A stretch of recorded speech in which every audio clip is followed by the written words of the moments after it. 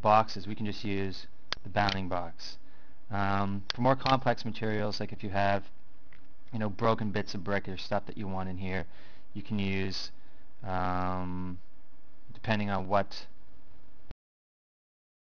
mesh convex hull, which basically uses the exact mesh to determine where one or two pieces are going to interact and bounce off one another.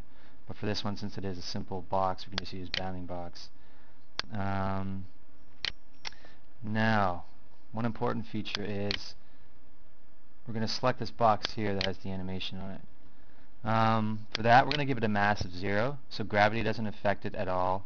We're going to give it a friction value of 0.5, so as it moves back and forth, the friction between, as I said before, the friction between this box and these guys here is going to cause them to go back and forth as the thing animates. And unyielding, which means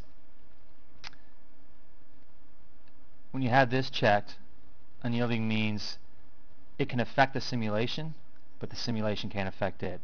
So the animation of this box is going to drive these, instead of, as these bricks are falling, it would affect.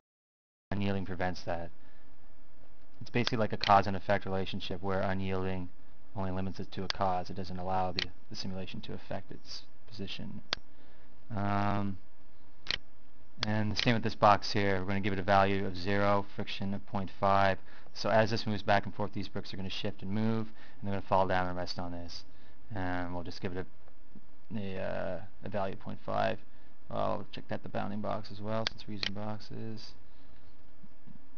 Also, using the bounding box will speed up your simulation, because since it is a box, it's only dealing really with 6 faces, so the calculation time will be a lot less.